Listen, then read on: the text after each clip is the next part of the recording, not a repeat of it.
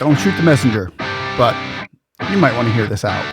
And then I realized, so I was a cover-up for your disgusting, most vile sentiment.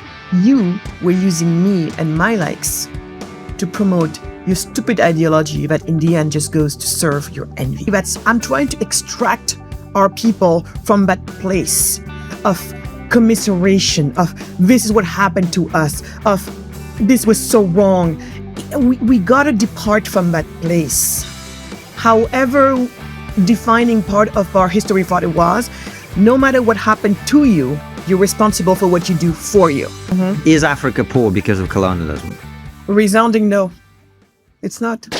What's up, ladies and gentlemen? It's good to see you today on the Speaknsee Show. I ask you to like, subscribe, and click that notification button so when I get information out, you can get information in like this. The other day, I put up a video of this one, just totally different than this one that I'm putting up. I mentioned some things about this one on the video. Got a lot of negative response, some positive, some negative. But on this one here, there's things that I disagree with. On things that here I disagreed with and agreed with a lot of it. But when we have two pieces of a puzzle to put together, one side feels this way about Africa, another side feels totally polar opposites about Africa. Both Africans, one African American, one African. So what we're going to do, I mean, this is a long one. This one's like 30 minutes, 35 minutes long. But boy, once you hear her points, you might not agree with all of it. But if there are parts that you don't agree with, but you understand, now we're getting somewhere. But I'm not going to chime in so much. I'm just going to grab a drink. Hopefully you do too. I love you all out there. And I hope you like this video. Grab a drink. I'm going to. And I'm going to sit back and enjoy and watch this with you. Okay? Personally, I'm going to let my words be few.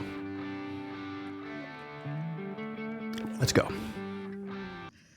I mean, think about it. People like, when you line up, you could line up 100 people, African, non-African, doesn't matter. And you start asking questions and you might probably get 100 different answers. You can put it into categories, let's say that. Some people will be like on the IQ thing, lazy thing, that whole racist trend of why Africans are where they are today. And so on the other end, you have Africans and their allies, so-called allies. And for them, it's all various forms of victimhood, anywhere from it's because of racism. It's because, we've been colonized. It's because they're stealing our natural resources. You hear all of that. Yet, I don't hear anyone talking about what's the reason why we're still poor. And so what do I mean by that? Think about it. We are talking about poverty. You asked me the question, is Africa poor today because of colonialism? You said poverty. You didn't say anything else. Poverty. What's the solution to poverty? Isn't it prosperity? It's not poverty alleviation. Like this idea that I should just be happy being a little bit less poor, that's pathetic. So the solution to poverty is prosperity. Then who and how do we build prosperity? It's entrepreneurs, right? Traditionally, any nation that you look at, it's entrepreneurs that did it. Well, what do entrepreneurs need in order to thrive? They need an enabling business environment. And we find that actually countries that offer their citizens a world-class business environment are rich. Conversely, those who offer a pretty bad, poor business environment don't thrive. You're and it makes talking about sense. corruption. Well, no, not exactly corruption. It's a pile of different things. So I could walk you into all of this. For example, take my country, Senegal. When I started my first company back in 2003, so at that point, when you wanted to start a company, you have to register the business, first of all. How long would it take back in the days? Almost 2 years to register the business legally. And you look at that and you thought about the sister company, because I always have two companies, one in Africa and one in the US, they're sister companies. And to see that one almost took 2 years, the other one barely 20 minutes to put together. In this instance, you're married to your employees for good or for bad. Over here, employment at will. And so on and so forth. It's about everything like that. Everything. If I want to hire you, Francis, the deal is simple. I show up, we write a contract, done. You put it in your drawers, I put it in my drawers, we're done. But in Senegal, I want to hire Constantin. We're over there talking to each other. I have to get a contract in 3 examples. take myself physically to a government office called Inspection du Travail, where there we meet with a government official who doesn't know the first thing about my business, probably never ran a business in his whole darn life, probably maybe never was in the private sector, has no idea what we're doing, doesn't even know where we are, but this person gets to decide if Constantin and I get to work together or not. And he says, well, where is his health certificate showing me that he is apt to do the job?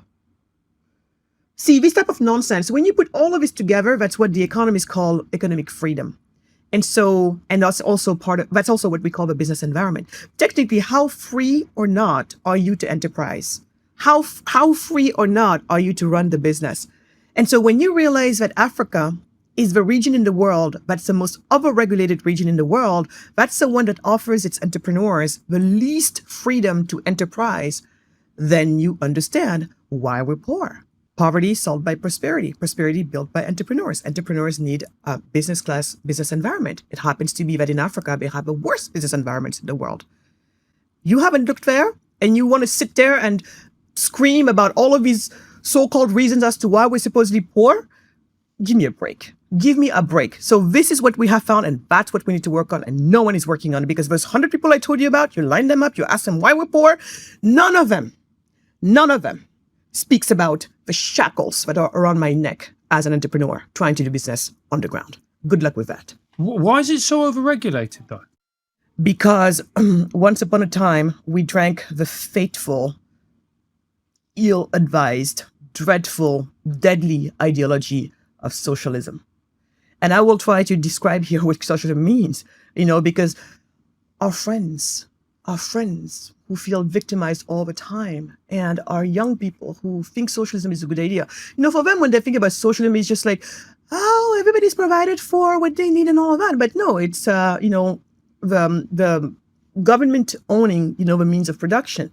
So, or when the economy is completely planned from the top down. So what happened, Francis, is when we got out of slavery, we got into colonialism. And towards the end of colonialism, what we had was the liberators of Africa. So all over the continent, we had various people fighting for, the freedom of their nations. And so what you had is around right before the independences in the late 50s, early 60s, what you had was basically for people who know their history, we were at the height of this ideological battle. On one end, represented by the Western nations practicing, capitalism, and what they were promoting was freedom, facing off with the Eastern Bloc, promoting various forms of statism. Mm-hmm. And both blocs were looking for influence, usually looking down south. And so we were no different. They were looking for influence with us as well. And so that's when our people, especially many of these liberators of Africa, they're thinking, okay, the West is who colonized us. Whatever they're standing for, we cannot be for. And they threw the baby out with the bathwater. That's when we made the fateful decision to side with the Marxist socialists of back then. That's how, as most African nations were starting to become free, most of these leaders were also socialist leaders. And as you know, this thing doesn't happen in a vacuum. You just don't be like, oh, I'm a socialist, and it doesn't show anywhere else. So everything is following, the socialist ideologies. Basically, all of these, what do you call them? These 5-year plan a la Soviet style. That's what almost all African nations had. And then some people were like, well, Nigeria was not social. Well, Nigeria still was doing a 5-year plan a la Soviet style. And so this is what happened to us. And we, to this day, have not reconsidered any of this. Because when I go and this gentleman is telling me, you have to bring me your Constantin's health certificate. And I'm asking, where is it in the law? And they open it and I look at the date, and it from the colonial times. So yeah, this is how we became socialists, but no one sees that today, because what the world sees is, it's so funny because I talk to people even on the right, and they say, what do you mean? Africa is this lawless land. So for most people, there's no law going on in Africa. It's like every man for themselves. And my fellow Africans also feel the same way, because they'll be like, what do you mean that Senegal and in general Africa is the region in the world where the employees are the most protected? I'm like, yes, on paper, this is the region of the world where employees are the most protected around the world. And they're like, which Africa do you live in? Because the Africa I live in and I'm in every day, I see people who have not been paid for 8 months. I see people who are treated like crap at their jobs. I don't see protected people. I say, I'll explain. What you see is the result of us on paper. I take my country. Senegal is one of the countries where the employees are the most protected in the world. How does it translate for us? We're one of the 25 poorest countries in the world. And so this is what we have. So what happens is, because the laws are so cumbersome, almost no one wants to set up a business, at least not a legal business. There's a reason why there's 97% of businesses in Senegal that are in the informal sector. I'll repeat, 97% of the businesses in Senegal are in the informal sector. It's directly correlated to what I just explained. People are not stupid. Then the reason why I will not accept corruption as the reason why we are poor is because corruption is a symptom. It's a consequence of this system. Exactly. Yeah. And I am just tired when it comes to Africa, especially, that most people are stuck at the symptoms, at the consequences level. We'll never get there otherwise. So we have to, I know that it is not sexy to look at laws, to think about laws. For most people, laws are invisible, and it's true. And that's what makes it so complicated. It's an invisible thing, but everything around us, if you think about it, oftentimes is ruled by regulations and some type of laws. So when you talk about corruption, the reason why I hear many people, like those 100 people I told you about being lined up, corruption is going to be probably way up there. And I say, no. Corruption is the sign that there are too many laws and also too many senseless laws. Right now, I'm involved also in policy reforms. So we're talking about piecemeal legislation. As you all know, this takes time, and by the time you manage to get one law taken out or cleaned up over here, 20 million popped up over there, and it's an endless cycle. Meanwhile, I have hundreds of millions of young people who come to an age of working every single year in Africa and have nowhere to turn. This is literally a ticking bomb. Maybe the Europeans see it in the form of all the migrants trying to come to Europe, the Americans, and now we know that some Africans are also using the Central American routes going to Nicaragua and from there passing over to the US. I don't personally blame those young people. They have done what humans have done throughout times. In my country right now, what they love is to pound on them, be like, you should have more pride and stay in your own country. No. The story of humans is, if here doesn't work for you, you go over there. Mm-hmm. All of us are results of just that. And it's the most healthy instinct to have. So I am not mad at it. I am sad. Oftentimes I'm inconsolable. Even today, you get up, you watch, you check the news every single day. There are news of boats, little fishermen's boats, bless you, leaving my country, trying to make it to Europe with tons of young people in them. And I like to say are most entrepreneurial people, because who leaves? This is a self-chosen group, right? These are the ones we need back home. And but right now, for most of them, they're laying at the bottom of the ocean serving as fish food. And I sit there and I ask myself, is this the best we can do? When they don't die like that, you find them bodies dropping from the plane, because somebody thought it was a good idea to hide in the landing gear. And somewhere above England, here where we are, a body drops. Or you open the cargo section of a plane and you see a frozen body, because no one told them that, when he gets up there, things get really cold and they're going to die.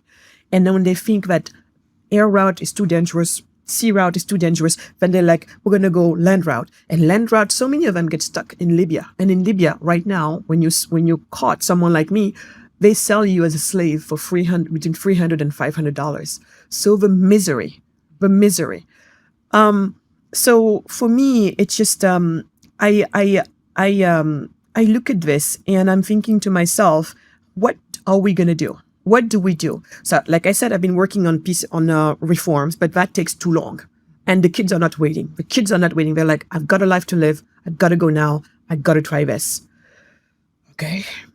So what's the solution? We have to speed everything up. We have to be radical.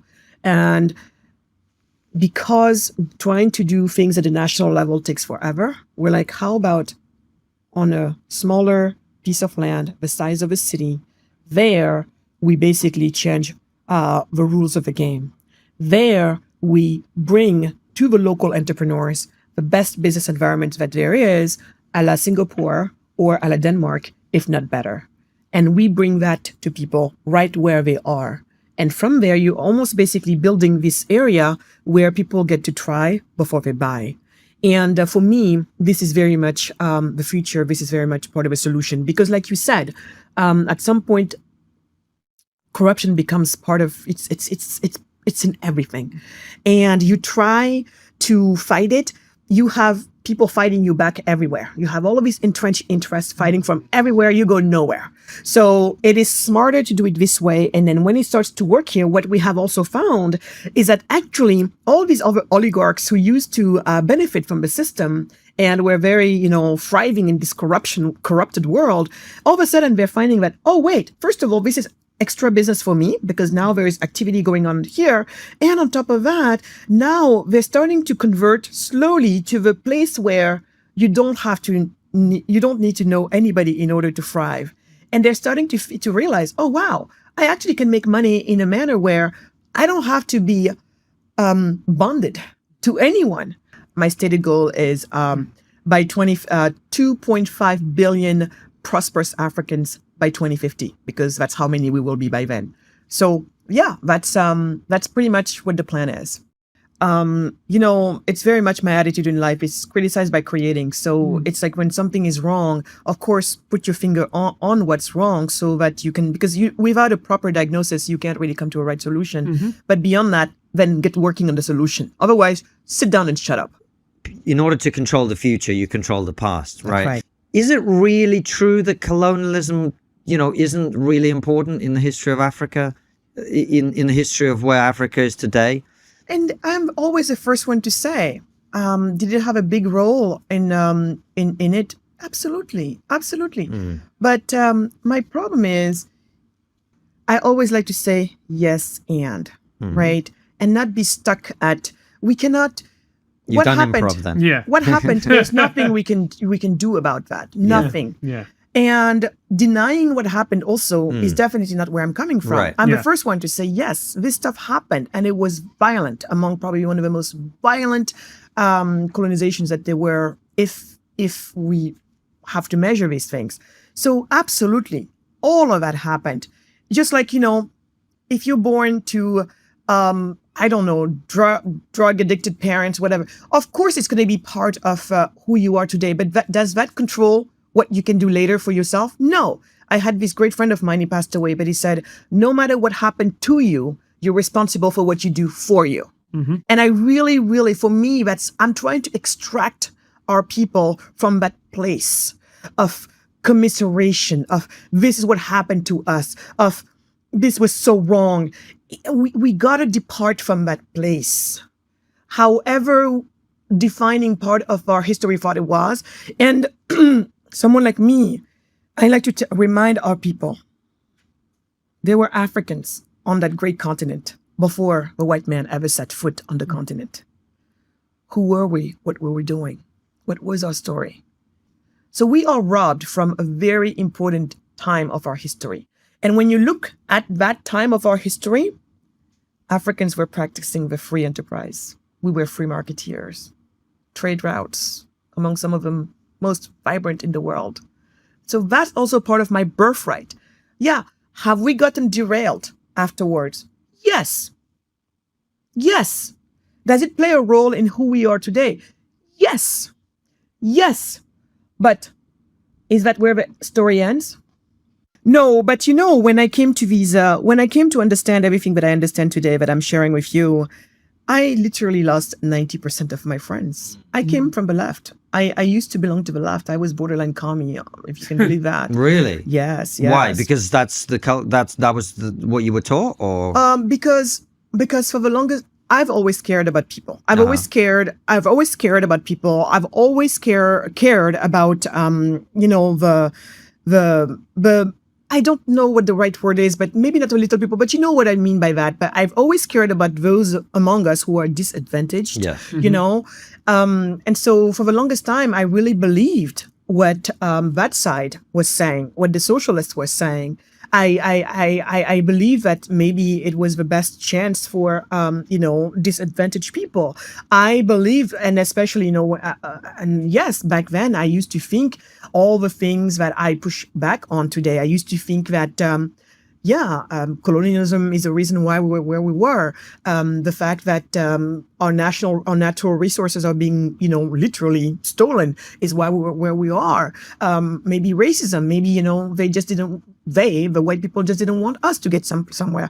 So I believed, I believed all of this for a long time. And, but what I discovered is once I started running this business of mine, the first time, that's when I started to really, I saw the discrepancy between running a business back home and running a business in the US. And at first I thought to myself, well, of course, we're poor, that's why it's so hard.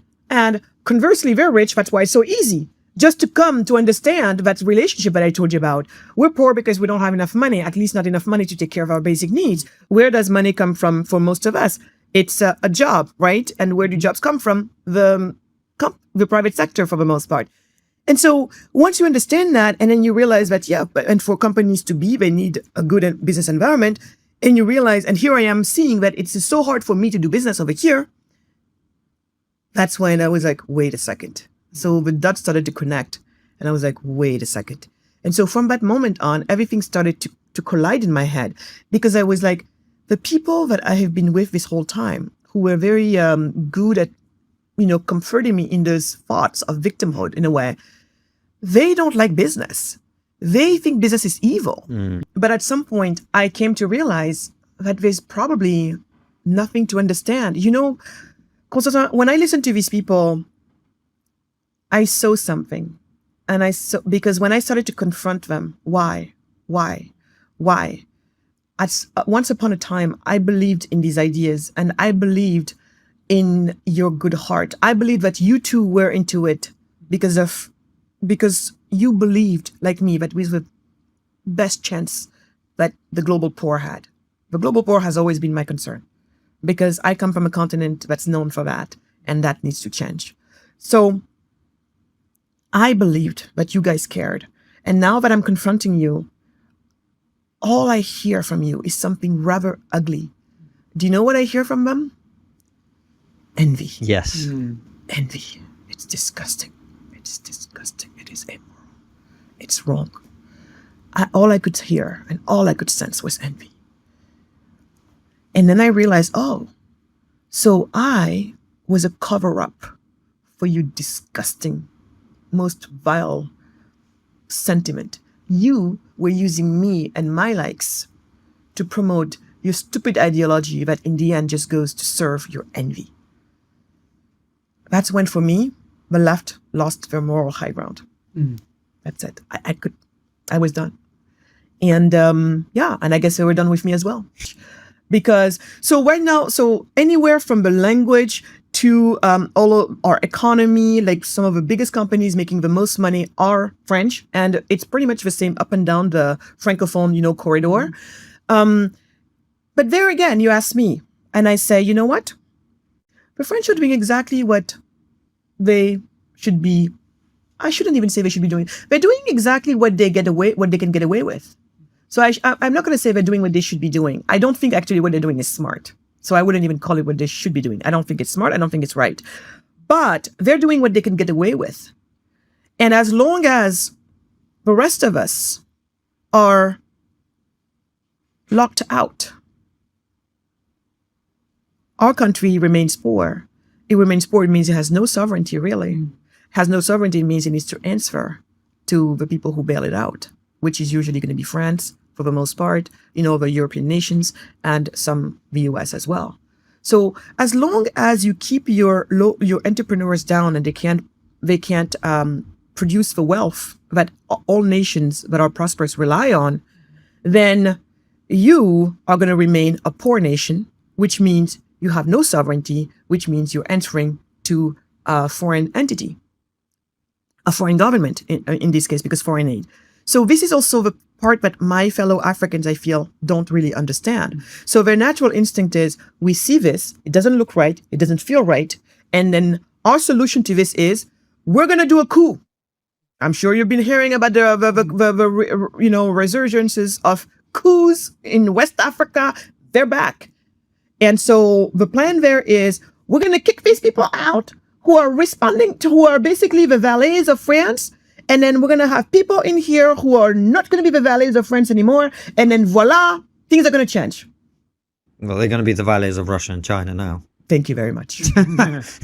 Thank you very much.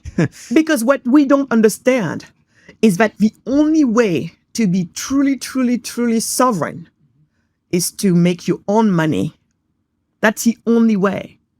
And until we get there, we are always, always going to be under someone's rule. The sooner we understand that, the sooner we get to work, and we know what to do when it comes to get to work, and the sooner this gets corrected. And like I said, within 25 years, it can be a very different story. First of all, I want to put a caveat in this. Mm-hmm. Having your own currency, is that a good idea? Yes. Every time it's possible, I say, be in control of your own currency. In this situation, though, I would like to say, when you see what happens to some of these nations that have their own currency and what they do, I mean, look, again, remember the 100 people that you line up and you ask them why we're where we are? Bad leaders, corrupt leaders. They don't think about us. They don't care about us. But our people, instead of understanding and putting the pressure where it needs to be put, it's all about, we're just going to destroy everything, put in place some people who, these military people through a coup, and let's watch things happen. Mali has been, they had their coup more than, I think, 2 years ago. Burkina Faso had a coup on top of a coup. What changes am I seeing there? Not really. Niger just had one recently, and their big plan was, oh yeah, without us, France can't make it because, they rely on our uranium, without us. Yeah, we're going to sit on this and you're seeing what happens. Well, guess what? The French are like, now making multi-billion-dollar deals with some other nations. Because guess what? We don't have a monopoly of natural resources. Some people are just keeping it in their ground because they don't need to have access to it yet. But if you want to mess with them over here, they go somewhere else and they do that. And I think Africans have not understood that yet. What kills me the most is this African belief that, if we just sit on our natural resources, first of all, the plan is, let's become one. I'm like, aren't you the same people who are always complaining about the leaders? And now you're telling me that the whole fate of the whole continent is going to be into the hands of one of these people?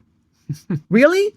At least now, when the Chinese want to buy us or the Russians want to buy us, they have to go and negotiate country by country by country. They have to do the dance 54 times. And out of those 54 nations, some are like, no, thank you very much. Others are like, yeah, here is my newborn on top of that as a, as a bonus. What I mean? It's all over the place. But now you're going to make it that one person gets to sell all of us at once, because that's what's going to happen. Unless you're telling me that maybe you will be the leader of this. And because you're so good, you're so saintly, it's all going to run properly. Don't you worry. And even if that was the case, you forgot that power corrupts. Absolute power absolutely corrupts. So this idea of one Africa speaking with one voice is going to make us stronger. And then when we get to that one Africa, then we sit on our natural resources. We tell people, you cannot touch our natural resources. This is a price we command, or you have to produce here, and think that the world is going to follow on that. It's this Wakanda nonsense. I mean, seriously. But that's where so many of us are stuck. And this is a big problem. And so these are the same people that have an issue with me when I say Africa is not poor because of colonialism. Because my point is, anytime we could have done this. Anytime we could have done this, Constantin. Anytime. Anytime over the past 60 years, we could have. Without even touching Orange. Because see, that's the other thing. For me, it's not about you destroy Orange, you kick Total out, you kick all of this Auchan out. That's not, and then business as usual. That's not how we're going to get anywhere. We're actually seeing them doing that. When you look at Burkina Faso, more or less, they have kicked the French out. What do they have to show for themselves right now? The Malians have done more or less the same thing. What do they have to show for themselves? I guarantee you that unless anything changes, 6 years from now, it's going to be the same. But except, like you said, the Russians are the ones coming in right now. So next, what is it going to be? Oh, the Russians are neocolonizing us. So my point is, yes, the French control a lot of the economy, but that's not the reason why we're poor. Remember, again, Constantin, go back with me. You're poor. Poverty is solved by prosperity. Prosperity is built by entrepreneurs. You are not allowing your entrepreneurs to create. When the French show up, what you're doing for them is, here is the red carpet. The nonsense laws that Magatte has to deal with, you don't have to deal with it. The nonsense laws that Magatte has to contend with, or all of these tariffs when she brings up her product, we made a negotiation with you that you're not going to have to put up with that. They give you all types of exoneration, but to me, they don't. And I am the one my country needs. Me and others like me. But we are excluded from the forces that allow us to release our magic of building something out of nothing, which is what I call entrepreneurs. Entrepreneurs are those who criticize by creating, and those who create something out of nothing. You don't allow me to create. So what's left? And so if I'm not creating, we as a nation stay poor. When a big corporation shows up, which is what Total is, Orange is, all of these companies are, Coca-Cola, whatever, when they show up, you deploy the red carpet for them because like, oh my God, we needed you because we're so poor. We want you to come and create these jobs over here. When you have completely overlooked me over here. That's exactly my point. That's the point I'm trying to make. And it's just people are just stuck where they are. The reason why I'm doing all of this is because I'm putting myself out there with this message. And the idea is to light the beacon of light, and for like-minded people to see the message. And we want to build this place for them. And I want them to all start congregating. I'm looking for the cheetahs. I'm looking for them all around the world. And as we congregate and we form the coalition, that's how a pack of cheetahs is called, then we go and we now go for the run of our lives. And for me, those are the people that are going to change Africa. The time for catching up is over. Now is the time for leapfrog.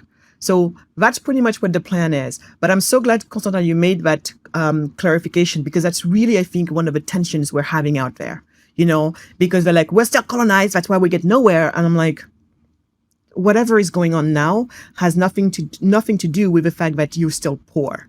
It's a wrong conversation. Yeah.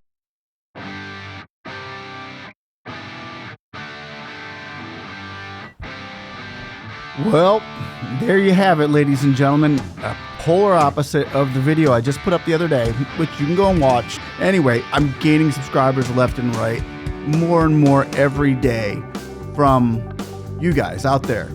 Getting both sides of the stories, so you're not just turning to one direction, but getting both sides of people's opinions and thoughts on how Africa can truly change at a special time that it's in right now. And I am just praying for each and every one of you over there on that continent right now. I believe this is your year of prosperity. The floodgates of heaven are going to open up for you this year.